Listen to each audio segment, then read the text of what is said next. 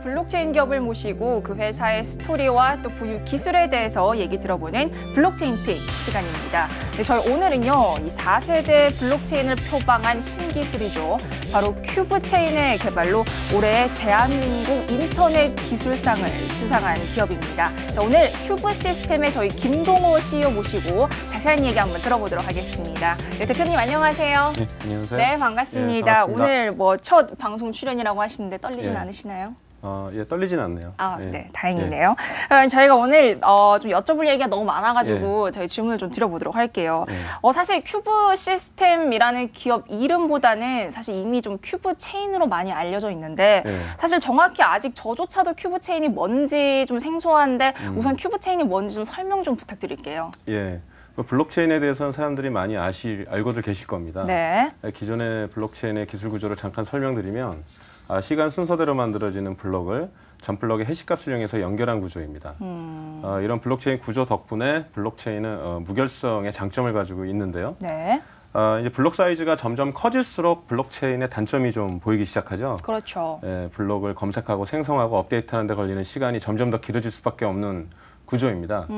큐브체인은 이러한 블록체인의 기존 기술적 단점을 어떻게 하면 뛰어넘을까에서 시작을 했어요.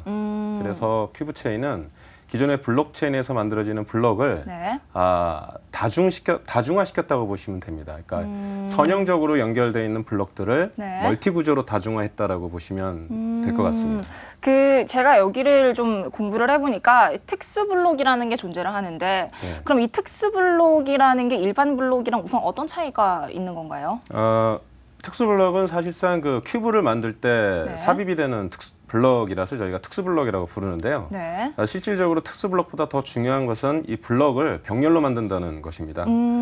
저희는 이제 24개 트랜잭션 풀에서 이 블록을 동시에 생성하고 동시에 생성된 24개의 그 데이터 블록이 아까 말씀드린 그 멀티 구조로 다중화가 되는데 그 다중화될 때 나머지 3개, 그러니까 이제 총 27개죠. 27개 중에 3개가 이제 특수 블록이라고 저희는 부릅니다. 이 특수 블록의 역할은 뭐냐면 크게 3가지가 있는데요. 하나는 그 데이터 블록 사이즈가 점차 커졌을 때 발생하는 그 속도 느림을 해결할 수 있는 인덱싱 블록이 있고요. 그다음에 상대방과 거래를 진행할 때 시스템이 그 거래를 안심 거래를 할 수 있게끔 해주는 에스크로 블록이 있습니다.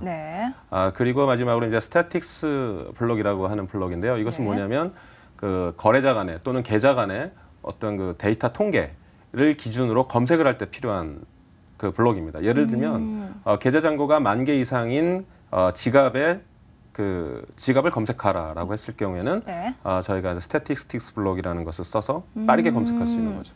이렇게 통계, 스태틱스 블록, 그리고 에스크로 블록, 인덱싱 블록이 3개의 특수 블록이라는 건데 저희가 아까 오프닝 때도 잠깐 말씀을 드렸지만 이 큐브 체인을 두고 이 4세대 블록체인이다라고 얘기를 하거든요. 근데 정확히 4세대 블록체인이라는 게 뭔지 이게 또 1세대, 뭐 2세대 블록체인과 차이점은 뭔지 좀 여쭤볼 수 있을까요? 예, 먼저 저희가 이제 4세대 블록이라고 블록체인이라고 말씀드리는 이유가 있는데 그 전에 말씀하신 대로 이제 1세대, 2세대, 그다음에 3세대가 뭔지 잠깐 설명을 드리겠습니다. 보통 우리가 블록체인 구조를 봤을 때 이 블록체인 구조를 만들고 이것으로 그 거래를 시작했던 시스템을 비트코인이라고 하고 그 비트코인을 우리가 이제 1세대라고 부릅니다. 근데 사실상 비트코인도 기존의 금융 시스템에서 얘기했던 그 기존의 트랜잭션을 처리하는 방식보다 좀 더 개선된 방식으로 트랜잭션을 처리를 했어요. 그게 이제 UTX-5라고 해가지고 Unspent Transaction Out이라는 기술이거든요. 그 기술을 가지고 비로소 그 공유 경제, 그러니까 여러 사람들이 그 트랜잭션을 같이 공유하고 처리할 수 있게끔 만들었던 거죠. 그래서 그 의미로 1세대라고 얘기를 합니다. 이제 우리가 이더리움을 이제 2세대라고 하는 이유는 이더리움 창시자는 비트코인을 가지고 여러 사람들이 쉽게 쓸 수 있는 방법을 고민을 했어요. 그래서 기존의 그 코어라는 엔진에다가 그 버추얼 머신 그리고 그 저장소, 그다음에 데이터를 서로 주고받을 수 있는 채널, 그리고 다양한 프로토콜을 이용해서 DApp이라는 디센트럴라이즈드 애플리케이션을 만들 수 있는 기술 구조를 만들었죠. 그래서 이것이 이제 이더리움이라고 하고 이것을 저희가 2세대라고 얘기를 합니다. 그리고 사실상 3세대는 저는 3세대라고 얘기를 하지 않습니다. 이거는 이제 포스트 이더리움이라고 얘기를 합니다. 왜냐하면은 이더리움 기술 구조를 그대로 가져가고 네. 합의 알고리즘을 이제 좀 더 개선시켜서 속도를 증가를 시켰죠. 그리고 그 각 기술 플랫폼이 가지고 있는 기술적 그 특징을 좀 삽입을 했어요. 그런데 1세대가 2세대가 왔듯이 2세대가 3세대로 갔느냐라는 이제 기술적 차이를 봤을 땐 제가 지금 여기 우리들이 얘기하고 있는 그 3세대 기술은 사실상 2세대에서 좀 발전한 기술이지 3세대라고 얘기할 수는 없다라는 게 제 이제 엔지니어적인 판단인데요. 네. 그렇다고 저희가 이제 그 3세대라고 나와 있는 그 포스트 이더리움 기술 구조를 무시하는 건 절대 아닙니다. 네네네. 저희 그 큐브 체인은 지금 말씀드렸던 기존의 이더리움이 갖고 있는 기술 구조를 좀 더 업그레이드하고 혁신적으로 바꿨습니다. 아까 처음에 말씀드렸듯이 하나의 트랜잭션 풀에서 만들던 그 데이터 블록을 네. 24개의 트랜잭션 풀에서 동시에 만듭니다. 우리가 1차선 고속도로를 다니다가 네. 하이패스 지나서 차가 하나 탁 튀어나오잖아요. 그렇죠. 근데 24차선 고속도로에서 하이패스 지나자마자 차가 24개가 튀어나오는 거예요. 네. 동시에 튀어나와서 이것을 큐빙이라는 기술로 묶는 거죠. 그러니까 이러한 기술 구조를 기존의 이더리움과 비교해 봤을 때 그 동종성상에서 볼 수 있느냐라는 판단으로 봤을 때 큐브 체인은 사실상 2세대 이후의 새로운 세대의 기술이다라고 제가 얘기하려고 했어요. 그런데 이미 세상에 3세대 기술이 나와 있더라고요. 이미 나와버렸네요. 네, 그래서 4세대가 된 겁니다. 그래서 4세대가 됐다. 뭐 혁신적인 변화가 혁신적인 변화가 있는데 얘기를 하려고 했는데 벌써 3세대가 있어서 그러면 3세대 기술은 저희 거랑 비교했을 때 어떠냐? 말씀드렸지만 그 3세대 기술 구조는 이더리움과 기술 구조는 동일합니다. 합의 알고리즘이나 개선 사항이 포함이 된 거지 혁신적인 세대를 아룰 수 있는 혁신적인 기술이 반영됐다고 저는 보지 않기 때문에 네. 감히 저희가 4세대 기술이라고 얘기를 하고 있습니다. 사실 이 지금까지 이렇게 말씀을 들어보니까 큐브 체인에 대한 기본적인 개념이 저는 이해가 가는데 근데 아까도 방금 말씀하셨다시피 이런 혁신적인 변화가 좀 들어가 있는 만큼 제가 이제는 좀 기술적인 부분을 여쭤보고 싶은데 예. 큐브 체인만의 뭐 특징, 네. 강점 이런 거는 뭐가 있을까요?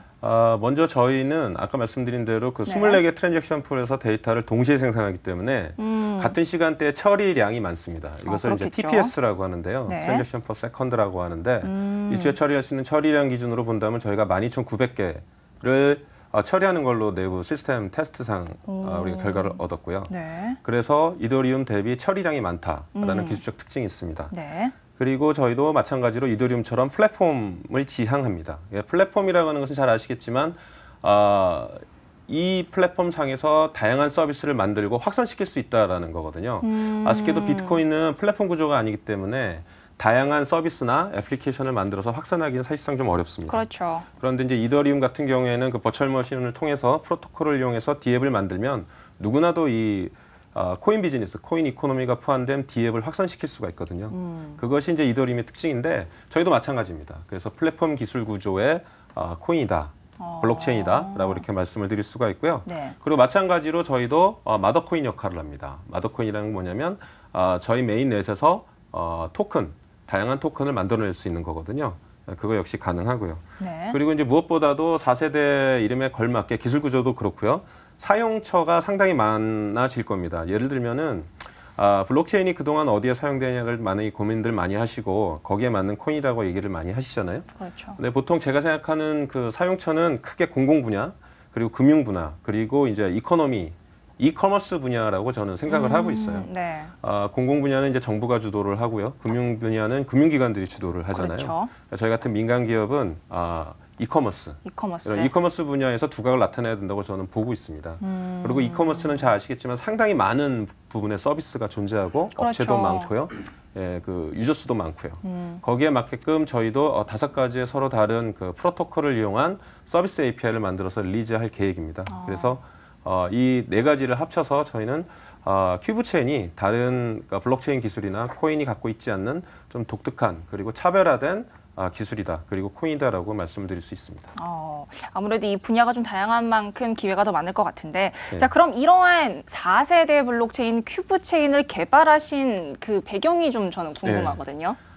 사실상 이거 제가 혼자 개발한 건 아니고요. 저희 네. 회사의 핵심 엔지니어들과 이제 같이 이 부분에 대해서 아이디어를 내기 시작한 게 사실 큐브체인의 시작이었는데 그때 당시 저희 엔지니어 중에 이제 리더라고 보는 분이 십수년간 그 증권 시스템을 개발했던 분이에요. 그래서 이제 우리가 블록체인을 얘기할 때는 그 디센트럴라이즈를 얘기 많이 그렇죠. 하잖아요. 그러니까 기존에 10년 이상을 센트럴라이즈돼서 근무했던 이제 개발자였죠. 그분이 이제 블록체인 구조를 보면서 우리가 만약에 디센트럴라이즈되어 있는 블록체인 기술을 개발한다면 이더리움을 뛰어넘을 수 있는 기술 구조를 개발할 수 있겠다라고 이제 아이디어를 내기 시작하면서 이 개발이 시작이 됐습니다. 그게 언제쯤? 그게 이제 2년 전 얘기죠. 벌써 2년 벌써 전. 2년이 됐습니다. 그럼 사실 이런 개발 동기를 저희가 좀 들어봤는데, 자 그럼 여기서 이제 김동호 CEO가 걸어오신 길이 저는 좀 궁금한데 과거 이력이나 경력을 좀 말씀을 해주실 수 있을까요? 예, 좀 제 경력을 얘기하면 뭐 한 권의 책이 넘을 수도 있는데 얘기해도 될까요? 네, 그럼요. 마음껏. 네, 저는 컴퓨터공학을 전공했습니다. 네. 컴퓨터공학을 전공했고 사실 동종 분야에서 25년 근무하고 있네요, 제가. 그래서 대기업, 그다음에 이제 그 모바일 이동통신사에 다양한 서비스를 개발했고 지금도 그 서비스를 쓰고 있습니다. 제가 얘기하면 바로 스마트폰에서 쓰고 계신 서비스를 말씀드릴 수도 있는데 그건 이제 좀 이제 그 회사의 이제 홍보 효과가 되니까 그건 좀 자제하고. 그래서 한 25년 동안 디지털 방송 분야, 그다음에 무선 모바일 분야, 그다음에 그 기업용 그 정보 시스템 분야 다양하게 개발을 했었고 매니징을 했었습니다. 자, 그럼 이런 이 큐브 체인을 기반으로 한 플랫폼은 또 어떤 식으로 구성이 또 돼 있나요? 저희 큐브 체인은 아까 말씀드렸던 대로 이커머스를 지향합니다. 이커머스에서 필요한 것이 무엇인지를 많이 고민을 했고요. 저희 큐브 체인 기술 기반으로 우리가 이커머스에 제공할 수 있는 오픈 API가 어떤 것이 있느냐, 서비스가 어떤 것이 있느냐를 많이 고민을 했습니다. 그래서 총 이제 5가지 정도가 저희의 핵심 서비스 API입니다. 이 API는 뭐냐면 쉽게 말씀드리면 그 이더리움 기술 구조에서 봤을 때 프로토콜과 스페시피케이션이라고 보시면 됩니다. 무슨 말씀이냐면 큐브 체인을 가지고 서비스를 구현할 때 갖다 쓰시면 돼요. 그리고 그 API는 코인 이코노미가 들어 있습니다. 그래서 그 API를 쓰시고 그 기업이, 그 서비스 업체가 우리는 이러한 코인 이코노미를 만들겠다 하면은 그 API 에 포함이 되어 있습니다. 이것은 마치 그 이더리움의 지갑을 보시면 지갑에서 돈을 이체할 때 그 가스라는 수수료를 내거든요. 같은 구조로 돼 있다고 보시면 됩니다. 이 API가 총 5가지인데요. 첫 번째는 우리 그 이커머스에서 얘기하고 있는 것 중에 신뢰를 바탕으로 얘기하는 것들 중에 첫 번째가 뭐냐면 사용자입니다. 사용자를 믿을 수 있어야 그 이커머스가 가능하겠죠. 그리고 두 번째는 상품을 믿어야 됩니다. 상품을 믿어야만 그 상품과 서비스에 진입 파악을 해야만 사람들이 거래를 할 수 있겠죠. 그래서 핵심적인 거는 그 사람을 인증해야 되고 그다음에 서비스와 상품을 인증해야 됩니다. 그 API가 2가지가 되겠고요. 세 번째는 다양한 사람들이 자기의 전문적 지식을 가지고 모여 있어야 거래가 가능하다고 봅니다. 내가 어떤 물건을 살 때는 그 물건을 사고 싶어서 사는 거기 때문에 적어도 그 상품, 그 제품, 그 서비스에 대한 전문가는 아니더라도 남들보다 더 많이 안다는 서비스적 지식이 있어야 돼요. 그 지식이 있는 사람들이 한 군데 모여 있어야 된다고 보고 있어요. 이 일례로 우리 보면 이제 유튜브, 그다음에 이제 인스타그램이나 페이스북에서 보시면 개인 간의 거래, 그러니까 이제 P2P라고 하잖아요. 그때 보면은 굉장히 그 서비스와 상품에 대해서 전문 지식이 많은 분들이 많습니다. 깜짝깜짝 놀라죠, 저희가. 기존에 우리가 전통적으로 생각했던 서비스 사업자와 물건을 사는 사람들 간의 어떤 그 구조에서 개인 간의 거래에서 그 개인 자체가 굉장히 많은 지식을 갖고 있는 전문가들 집단이거든요. 저희는 그 전문가들이 저희 그 큐브 체인 기반의 플랫폼에 들어와서 자기의 전문적 지식을 알려주길 바래요. 그리고 그런 분들을 쫓아서 그 사람들에게 상품을 물어보고 그다음에 서비스에 대해서 문의를 하고 그다음에 그 사람들을 통해서 정말 괜찮은 상품과 서비스를 구매할 수 있기를 바랍니다. 그래서 그 플랫폼 이름이 큐브 오픈 네트워크입니다.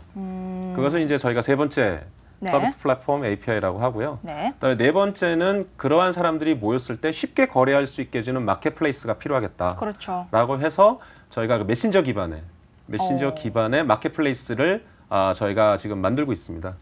그것을 저희는 이제 큐브 챗이라고 부릅니다. 그리고 이제 마지막으로 이제 이커머스에서 빼놓을 수 없는 게 기업입니다. 기업이 사실상 사업을 잘 해야 되겠죠. 그리고 그럼요. 이제 서비스와 상품을 공급해야 되겠고. 네. 그런데 이제 지금 보시면 아시겠지만 이제 콜센터라고 하는 부분들이 기업이 고객을 위해서 오픈을 해놓은 이제 서비스인데 그 전화번호로 전화를 걸고 내가 원하는 질문을 얻을 때까지 좀 많은 단계를 거치고 시간도 좀 걸리잖아요. 네. 그래서 이제 저희가 생각했던 거는 챗봇을 활용하자. 뭐냐면 오토메이션, 그 대답을 오토메이션 할 수 있는 기계적 그 서비스 응답기를 그렇죠. 아까 말씀드린 그 메신저 창에다 올려놓고 내가 마치 그 기업의 직원과 대화하듯 내가 질문을 던지면 그 챗봇이 기업 서비스를 그 고객한테 응답을 해주는 그런 서비스입니다. 그리고 그 고객은 그 응답을 들음으로써 네. 그 다음에 예약과 계약을 진행함으로써 그 스마트 컨트랙, 그러니까 마치 이제 이더리움에서 얘기하는 D앱, 네. D앱을 이제 성사를 하게 됨으로써 이제 코인을 획득하게 되는 거고, 그다음에 기업은 콜센터에 들어가는 비용을 절감하면서 그 절감된 비용을 이런 그 코인 이코노미에서 그 사용자에게 기여한 사용자에게 돌려주는 어떤 그런 형태의 비즈니스 모델인 거죠. 그럼 그렇게 기여한 사용자, 그러니까 누구나 사실 보상을 받을 수 그렇죠. 있는 체계라는 건데. 네, 맞습니다. 자, 그러면 이게 사실 기존 플랫폼에서는 잘 없었던 형식이죠. 사실 그 블록체인이 처음 만들고 이더리움이 확산될 때는 이 비즈니스 모델이 없었죠. 네. 없었는데 이제 그 이더리움의 그 기술적 플랫폼이 이런 것이고 코인 이코노미가 이런 것이구나라고 하는 사람들이 좀 많이 아시게 됐어요. 그래서 제가 그렇죠. 지금 설명드린 내용을 네. 이미 진행하시는 분들도 있고 기획하시는 분들도 있습니다. 네. 그런데 이제 제가 생각하는 거는 결국은 그 코인 이코노미에서는 그 블록체인 기술 기반의 그 새로운 코인들 또는 뭐 기존 코인들이 확산이 돼야 된다라는 것이고 그런 선순환 구조가 만들어져야 된다는 것이고 그 선순환 구조를 위해서 필요한 서비스나 API가 필요하다라는 이제 생각으로 저희의 그 5가지 그 큐브체인 기반의 API를 만들게 되었습니다. 네. 사실 비슷한 맥락에서 뭐 POH 방식이라는 것도 있는데 네. 저는 사실 이것도 좀 처음 들어보는데 어떤 거예요? POH는 POW 플러스 POS 방식입니다. 비트코인이나 이더리움은 이제 POW 방식을 사용하고 있죠. 네. 이거 같은 경우에는 해시파워를 이용해서 채굴을 해야만 코인을 그 보상으로 코인을 획득하는 방식을 이제 POW라고 합니다. POS 방식은 그러한 그 POW 방식이 너무 이제 자원의 낭비나 그 집중적인 그 활동으로 인하여 여러 가지 좀 부작용이 생기니까 네. 그 코인을 보유한 사람들의 그 지분 잔고를 가지고 결정권을 주겠다라고 하는 건데요. 저희는 50년간 채굴을 하면서 POW와 POS를 밸런스 있게 진행을 하기 위해서 2가지를 합한 방식을 쓰고 있습니다. 사실 이렇게 훌륭한 기술인데 사실 또 관건은 생각해보면 큐브체인 플랫폼을 기반으로 한 이 서비스가 과연 실생활에서 얼마나 또 잘 이용될 수 있냐라는 게 또 관건인 것 같은데 이런 부분은 또 어떻게 생각하고 계시나요? 말씀드렸지만 이커머스는 우리 생활에서 굉장히 밀접한 생활이고요. 하루라도 그렇죠. 쇼핑을 안 하면 안 되는 분들도 있고 그렇죠. 쇼핑을 안 하더라도 항상 그 쇼핑몰에 들어가서 이제 보시는 쇼핑. 분도 있잖아요. 그럼요. 그런데 말씀드렸지만 이러한 쇼핑, 그다음에 이커머스에서 가장 중요한 5가지가 아까 제가 설명드린 그 5가지 서비스 API입니다. 그래서 지금 우리가 알고 있는 기존의 그 서비스 프로바이더 입장에서 진행했던 이커머스를 개인과 개인, 그다음에 그 사용자와 사용자 간에 진행할 수 있게끔 만들어주는 그 큐브체인 API이기 때문에 기존에 진행했던 이커머스하고 많이 바뀌진 않을 것 같아도 거기에 그 큐브체인이라는 코인이 스며들면서 새로운 블록체인 기반의 이커머스 경제를 만들 수 있을 것 같습니다. 그렇죠. 자, 사실 아까도 저희가 잠깐 말을 했지만 이렇게 훌륭한 기술을 만드는데 뭐 혼자 한 게 아니다라는 겸손한 말씀을 하셨어요. 그럼 여기서 저희가 팀을 자랑하실 기회를 드리겠습니다. 마음껏. 감사합니다. 네. 저희가 지금 직원이 21명인데요. 네. 그중에 10명 이상이 그 R&D, 연구개발 인력입니다. 그리고 10명 중에서 5명 이상이 석박사 인력이고요. 네. 모두 다 5년 이상, 10년 이상, 그 20년 이상 이 분야에서 그 정보통신 분야에서 자기의 그 능력과 실력을 발휘했던 아주 유능한 인재들입니다. 그래서 그 인재들하고 지금 모여서 큐브체인이라는 하나의 목표를 가지고 열심히 밤낮을 가리지 않고 일하고 있습니다. 그래서 제가 사실 그 믿는 부분은 여러 가지가 있지만 네. 그 중에서도 저희 R&D를 그 진행하고 있는 저희 그 연구개발 인력을 가장 많이 믿고 있습니다. 보시는 그 연구개발 인력들이 조금 부담감이 있을 것 같은데 자, 그럼 이런 큐브체인의 미래 어떻게 계획을 하고 계신지 현재 어디에 와 계신지 저희가 로드맵을 좀 여쭤볼게요. 예, 지금 올해 저희는 지금 크라우드 펀딩을 지금 진행을 하고 있고요. 네. 그리고 올해 메인넷을 가동할 겁니다. 메인넷은 아시겠지만 그 채굴을 하고 네. 그다음에 그 코인을 트랜잭션 해주는 그 메인 본연의 기능을 가지고 있고요. 그리고 말씀드린 그 5가지 API를 이커머스에 적용하는 프라이빗 넷이나 서비스 넷을 가동을 할 겁니다. 그래서 올해 그 가을 이후에 우리가 상장을 목표로 하고 있고요. 그리고 이제 그 여러 분야에서 이러한 그 큐브 체인을 사용할 수 있게끔 네. 저희가 기술 구조를 좀 더 넓게 누구나 쓸 수 있게끔 하는 그런 기술 구조로 넓게 하기 위해서 저희가 그 정식 그 워킹 그룹 라이센스를 진행하려고 하고 있습니다. 뭐 메인넷 오픈까지 상당히 좀 기대가 되는데 뭐 최근에 해외 활동 역시 좀 좋은 성과가 있었다고요. 그 부분도 자세히 좀 얘기를 부탁을 드릴게요. 예, 이번에 이제 런던에서 진행했던 그 월드 글로벌 그 블록체인 쇼에 저희가 참여를 했습니다. 사실상 동양 업체에서는 저희가 처음 저희가 유일하게 참여를 했더라고요. 가보니까. 네. 근데 이제 영국 사람들 아시겠지만 굉장히 보수적이고, 그럼요. 그다음에 이제 굉장히 그 파이낸셜 그쪽으로 앞서 있는 나라잖아요. 그렇죠. 그래서 이제 많은 분들이 이제 블록체인에 관심이 있었는데, 동양에서 한국에서 온 그 블록체인이라는 부분에서 좀 호기심을 많이 느꼈어요. 영국인들이.